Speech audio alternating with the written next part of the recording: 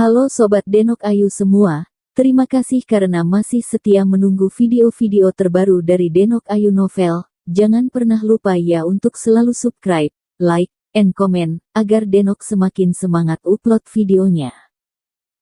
Menantu terbaik bab 607 setiap orang punya rahasia. Jiarong melirik ekspresi tangisan Yuan Hexuan, baru kemudian menyadari bahwa dia mungkin telah salah paham. Dan dengan ragu-ragu bertanya, "Oh, ternyata Anda tidak mengancam saya." "Maaf, Direktur Yuan, saya salah paham pada kamu." Yuan dia menekan mulutnya dengan erat, menoleh, dan melambaikan tangannya pada Jiarong. Dia tidak bisa mengatakan apa-apa, air matanya mengalir di matanya, dia serasa dianiaya. Dia telah menjalani sebagian besar hidupnya, kapan dia menderita keluhan seperti ini? "Tuan Ho, ikutlah denganku." Yuan He menekan emosinya dan memanggil Jiarong dengan suara pelan. Dia sepertinya tidak ingin Jiarong melihat rasa malunya. Dia berbalik dan berjalan keluar dengan cepat. Jiarong melihat penampilan Yuan He, tidak bisa menahan senyum diam-diam, dan kemudian mengikuti Yuan He keluar. Setelah berjalan ke ruang interogasi tempat Yuan Jinsu berada, Yuan He menyesuaikan suasana hatinya, berbalik dan memohon kepada Jiarong dengan suara rendah, "Tuan Jiarong, Yuan Lao selalu menolak untuk keluar. Tolong bantu dan suruh Yuan Lao keluar. Tolong." "Oke, saya akan mencoba yang terbaik." Lin Yu mengangguk dan tidak perlu mengganggunya lagi, dan Lin Yu tahu bahwa sekarang dingin, dan Yuan Lao sudah terlalu tua. Tidak cocok untuk duduk di kursi interogasi yang dingin dalam waktu lama, dan tidak baik untuk kesehatannya. Terima kasih. Yuan He dengan cepat mengucapkan terima kasih 2 kali, lalu membuka pintu dan membawa Jiarong masuk. Nenek Lao. Nenek Lao melihat Jiarong tiba-tiba matanya bersinar, dan dia buru-buru berdiri, senang. Tapi sepertinya ada sesuatu yang terlintas dalam pikirannya.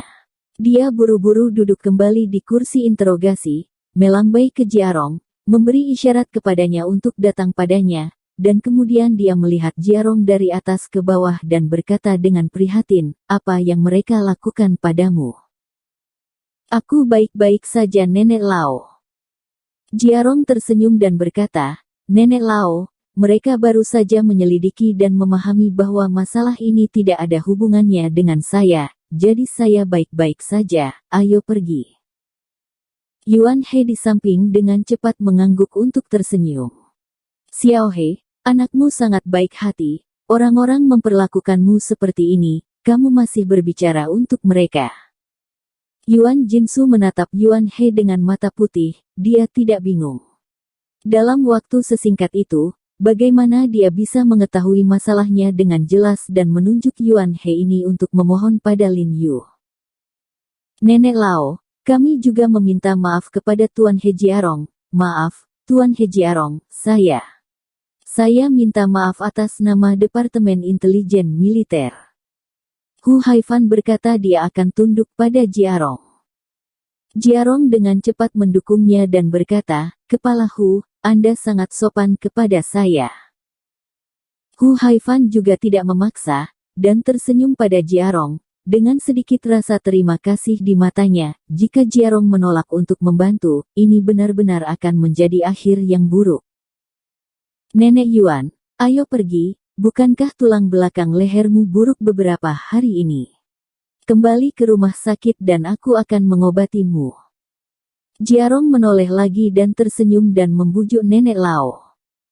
Nenek Lao melirik Yuan He dan Chu Fan dengan tegas, dan berkata dengan sungguh-sungguh, "Oke, kali ini saya akan memberikan ampunan, jadi biarkan masalah ini. Saya berharap Departemen Urusan Militer Anda, seperti Departemen Militer China, dapat bertindak sesuai dengan hukum di masa depan. Setialah pada tanggung jawab Anda dan berikan contoh yang baik. Ingat, Anda melayani rakyat, bukan memegang hak yang diberikan oleh rakyat, tetapi malah memalingkan muka dan memamerkan kekuatan Anda terhadap rakyat." Ya, saya akan mengingat apa yang diajarkan Nenek Lao." Hu Haifan dan Yuan He menganggukkan kepala mereka lagi, dan mereka tiba-tiba merasa lega melihat Nenek Lao akhirnya mau pergi. Kemudian Jiarong buru-buru membantu Nenek Lao keluar, dan Hu Haifan buru-buru memerintahkan orang untuk mengatur mobil. Sebelum naik mobil, Yuan He buru-buru menelepon Jiarong, dan berkata dengan nada bersyukur, "Tuan He, terima kasih banyak kali ini. Jangan khawatir, saya telah memberitahu orang-orang yang menjaga Bairentu di rumah sakit umum daerah militer. Jangan khawatir tentang masalah ini, anggap saja tidak ada yang terjadi, oke?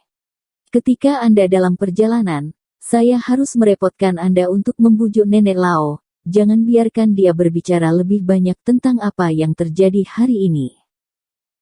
Lin Yu mengangguk, memikirkannya dengan wajah tenang, dan berkata, "Direktur Yuan, saya pikir Anda masih harus memeriksanya. Jika Bairentu benar-benar melakukan kejahatan dengan membunuh orang tidak bersalah di China tanpa pandang bulu, saya pikir dia masih harus tunduk pada sanksi hukum di China. Meskipun dia menyelamatkan Bairentu dan sangat menghargai Bairentu, satu alasan cocok untuk semua, jika Bairentu benar-benar melakukan sesuatu yang keji di China, maka Lin Yu pasti tidak akan bisa menutupi dia."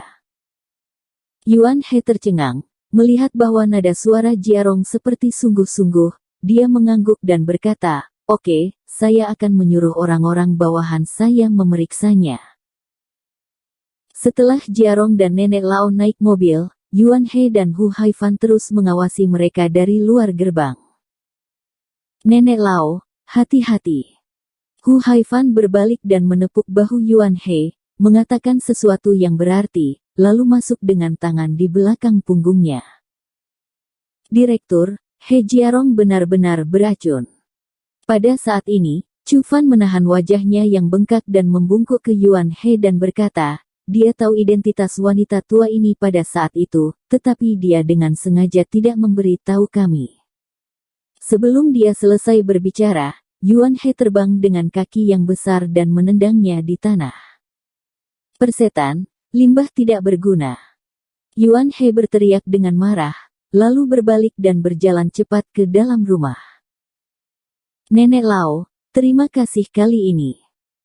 Dalam perjalanan, Jiarong berkata pada Nenek Lao dengan rasa terima kasih. Sejujurnya, jika Nenek Lao tidak ikut dengannya kali ini, dia mungkin tidak bisa keluar untuk sementara waktu. "Oke, Jiarong, kenapa kamu sopan dengan nenek?" Nenek Lao tersenyum dan menepuk tangan Jiarong, dan berkata sambil tersenyum, "Di masa depan, jika Anda memiliki kesulitan, beritahu nenek saja. Saya meminta Anda untuk pergi ke rumah untuk makan malam, mengatakan bahwa saya ingin bertemu dengan Anda, jadi saya ingin mengucapkan terima kasih secara pribadi, terima kasih telah menyelamatkan nyawa wanita tua ini." Jiarong tersenyum padanya dan sedikit tersanjung mengetahui bahwa Syami Nenek Lao ingin mengenalnya, tetapi dia tahu arti dari ungkapan, bersama raja seperti harimau. Mengetahui orang sebesar itu, dia masih tidak ingin pergi untuk saat ini.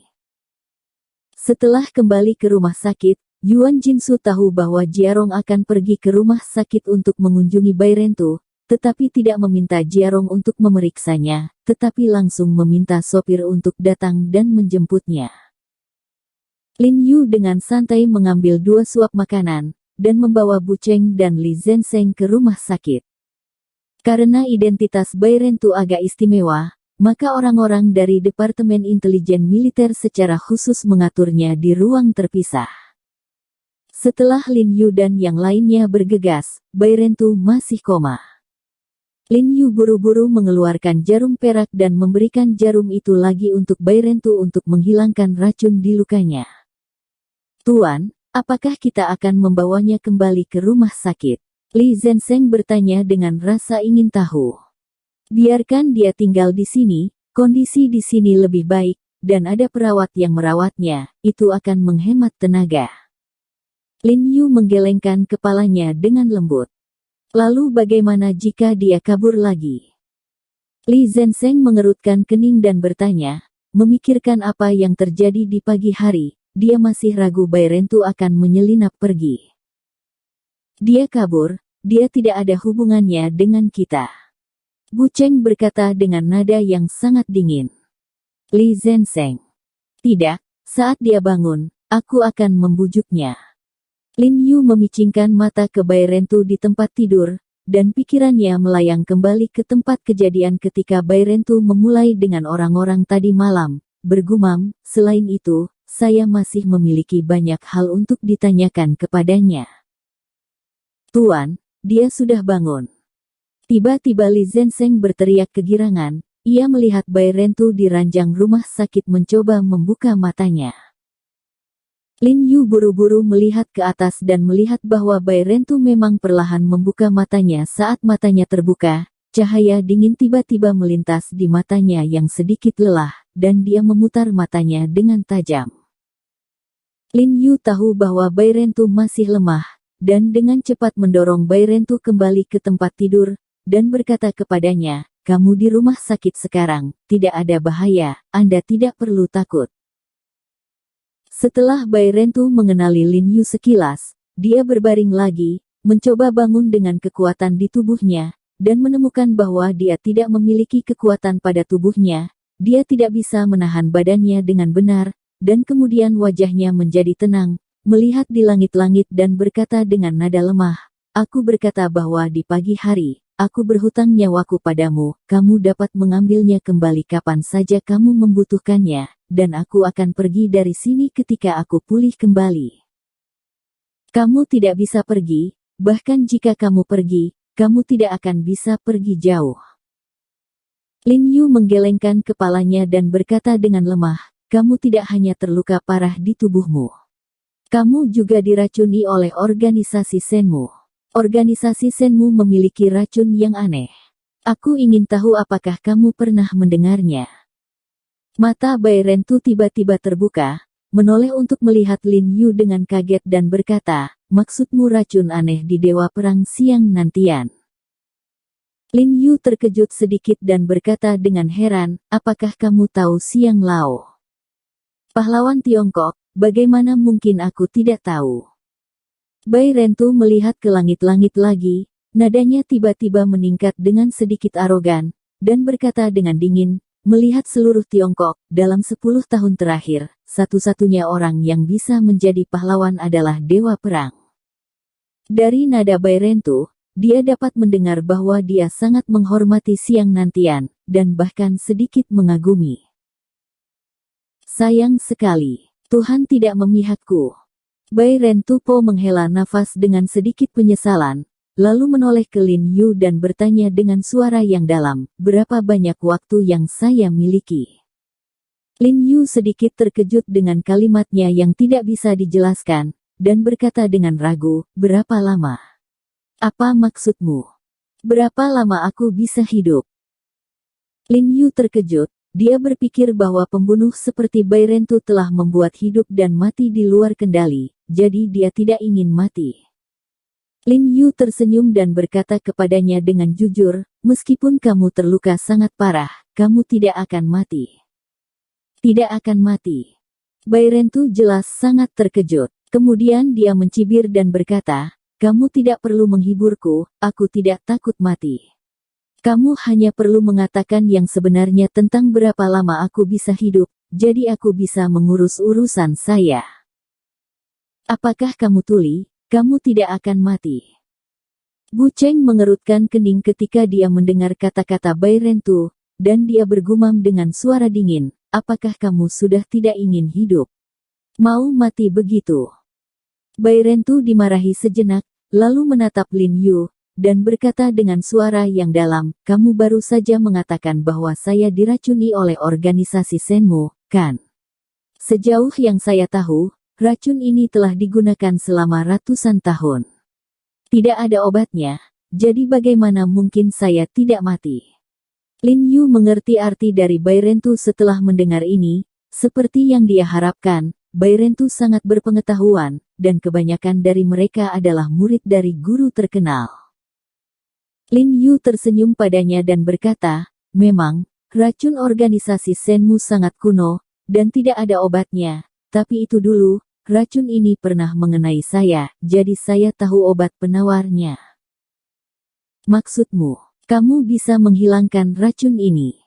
Bairento tiba-tiba membuka matanya lebar-lebar, terkejut dan sangat tidak bisa dipercaya.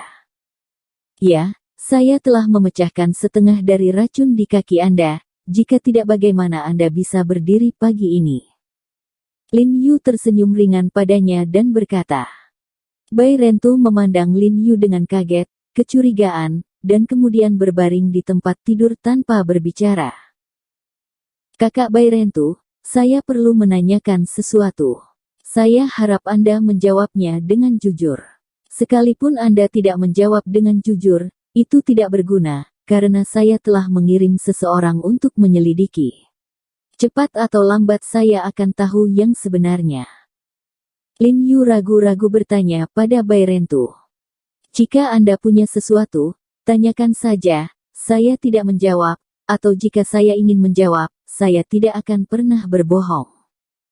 Bairento berkata dengan suara yang dalam, dan kamu menyelamatkan hidupku, tidak peduli apakah aku ingin menjawab pertanyaan ini atau tidak, aku akan menjawabmu. Oke, baik. Lin Yu mengangguk, menatap mata Bairento, makna apresiasi bahkan lebih kuat, dan hatinya tidak dapat membantu tetapi dia bertanya dengan suara yang dalam, apakah Anda telah membunuh orang yang tidak bersalah di China karena uang? Orang-orang yang tidak bersalah, orang-orang yang mematuhi hukum. Tidak. Bairento sama sekali tidak ragu-ragu, dan berkata langsung, baik itu di Cina atau di luar negeri, saya tidak pernah membunuh orang.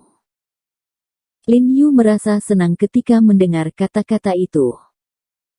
Tapi kemudian Bairento segera berkata, namun, saya telah mengambil tugas dari Huaxia untuk membunuh orang demi uang. Saya akan membunuh orang yang tidak bersalah. Suaranya tiba-tiba menjadi berat, dan dia sepertinya berhutang banyak di hatinya. Lin Yu terkejut ketika dia mendengar ini, dan dengan rasa ingin tahu berkata, lalu siapa orang yang akan kamu bunuh? Apakah kamu sudah melakukannya? Tidak. Bairento berkata dengan nada yang rumit, karena dia sudah menyelamatkanku sebelum aku bisa membunuhnya. Menyelamatkanmu? Lin Yu masih bingung. Ya, orang yang ingin kubunuh adalah kamu. Bairento menoleh dan menatap Lin Yu. Ketika Bu Cheng dan Li Zhensheng mendengar kata-kata itu, ekspresi mereka tiba-tiba berubah, belati di tangan mereka telah di tangan dan mereka bergegas ke Bairento. Kakak Bu, tunggu. Lin Yu buru-buru menangkapnya, menoleh untuk melihat Bairento, dan berkata dengan sungguh-sungguh, mengapa kamu ingin membunuhku? Siapa yang menyuruhmu? Aku baru saja berkata, aku melakukannya demi uang. Bairento masih tidak memiliki ekspresi sedikit pun di wajahnya, dan kemudian menceritakan kisahnya malam itu ketika dia berjanji bahwa saudara keluarga Zhang akan membunuh Lin Yu setelah tantangan yang berhasil.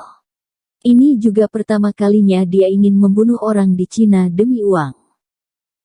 Lin Yu mengerti apa yang sedang terjadi ketika dia mendengar apa yang dia katakan. Saudara-saudara keluarga Zhang ingin bunuh diri. Itu normal bagi Bairento mengambil uang dan melakukan sesuatu untuk orang lain, jadi Lin Yu tidak mengambil hati. Menatap Bairento dan bertanya-tanya, tapi aku tidak mengerti satu hal. Orang sepertimu yang menempati peringkat ketiga dalam peringkat pembunuh dunia akan menghasilkan banyak uang jika kamu mengambil tugas. Karena kamu dipanggil Bairento, maka itu berarti jumlah orang yang kamu bunuh sudah lebih dari 100, jadi kamu seharusnya menghasilkan ratusan juta dolar. Bukankah itu cukup untuk dibelanjakan? Apalagi dia sibuk menjalankan tugas setiap hari dan tidak punya waktu untuk mengeluarkan uang bukan? Setelah Lin Yu menanyakan kata-kata ini, Bairento, yang tidak memiliki ekspresi di wajahnya sebagai genangan air, tiba-tiba menjadi bersemangat, menggertakkan giginya dengan erat, dan perasaan duka yang luar biasa melonjak di matanya. Bersambung. Terima kasih sahabat Denok yang sudah mendengarkan video ini, jangan lupa like, komen, and subscribe ya, terima kasih.